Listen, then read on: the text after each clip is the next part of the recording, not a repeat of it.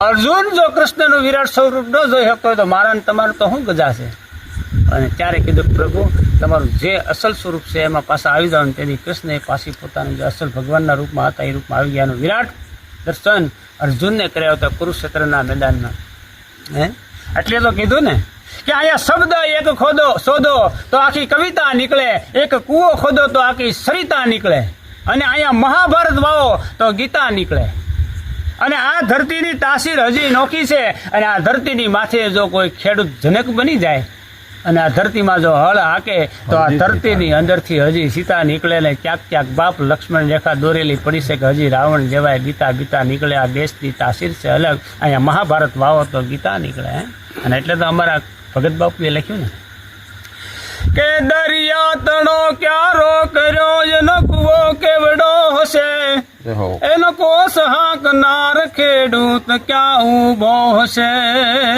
પણ બબે મસાલ બાળતો અંજવાળતો મસાલી ઊભો ક્યાં હશે. ધરતી તણો પીંડો કર્યો રજલાવતો ક્યાંથી હશે. આ જગત શાક હાંકનાર કુંભાર ઊભો ક્યાં હશે. આ બધું જોવા તણી દિલમાં ઝંખના ખટકી રહી, અંતે મતી અટકી ગઈ નહીતી એનો પાર ન પામી શકાય. દરિયા તણો તે ક્યારો કર્યો એનો કૂવો કેવડો હશે, એનો કોસ હાંકનાર ખેડૂત ઊભો ક્યાં હશે. બબે મસાલ બાળતો અંજવાળતો મસાલી ઊભો ક્યાં છે. ધરતીનો પીડો કર્યો એ રજ ક્યાંથી લાવતો છે ને જગત આખાનું શાક હાંકનાર એ કુંભાર ઊભો ક્યાં છે. આ બધું જોવા તણી દિલમાં ઝંખના ખટકી રહી, અંતે મતી અટકી ગઈ. કે એવો હળવો રે હાંકજે મોહન તારો સાંકળો, એવો હળવો રે હાંકજે મોહન તારો સાંકળો. પણ રહી જાય નહીં જાય કાકરી કેરો કોણ રે, તું તો દેશનો ડાયો. એવો હળવો રે હાંકજે મોહન તારો સાંકળો, એવો હળવો રે હાંકજે મોહન તારો સાંકળો. આ તું તો દેશનો ડાયો છો. એમાંય આપણા દેશમાં બે મોહન, અને બેયના નામાંકિત, એક મોહનચંદ કરમચંદ ગાંધી એનું નામે મોહન, અને આ કૃષ્ણ ભગવાન એનું નામે મોહન.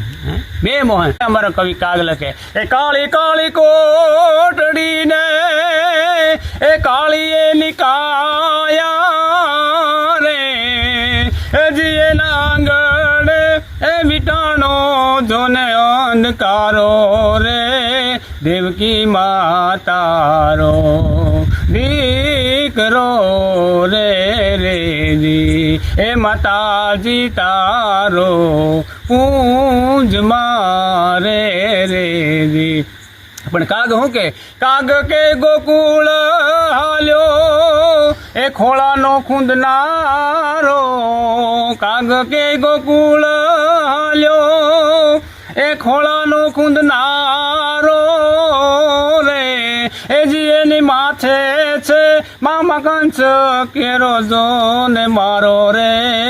હે માતાજી તારો દીકરો રે રેજી, હે માતાજી તારો પૂંજ મારે રેજી. અને એ ભગવાન કૃષ્ણ જ્યારે એમ કહે કે મા જશોદાને નેહડે અને ઘોડિયામાં પોઢેલા હતા અને મા જશોદા એને હિસકાવતા હતા, કઈ લક્ષ્મી ન્યા લોભાણી.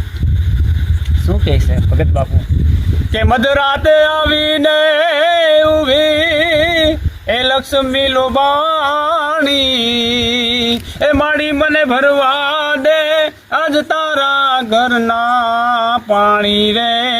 નંદરાણી તારે આંગણે રે રેજી. બ્રહ્મલોકમાંથી આવ્યા બ્રહ્માણી, સાસુની રે ભીખ માંગે ઇન્દ્રાણી રે.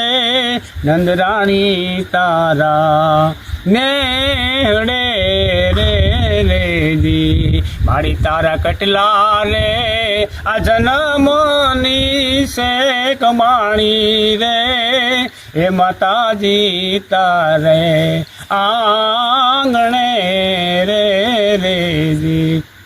ત્યારે માં જશોદા શું કે જુગો ના તે જુગથી બેઠી એ છોપડાને બાંધી મારી મારી ઉકલી ગઈ આજ બધી જોને ઉગરાણી રે નંદરાણી તારા આંગણા રે રેજી એ માતાજી તારા આંગણા રે રેજી.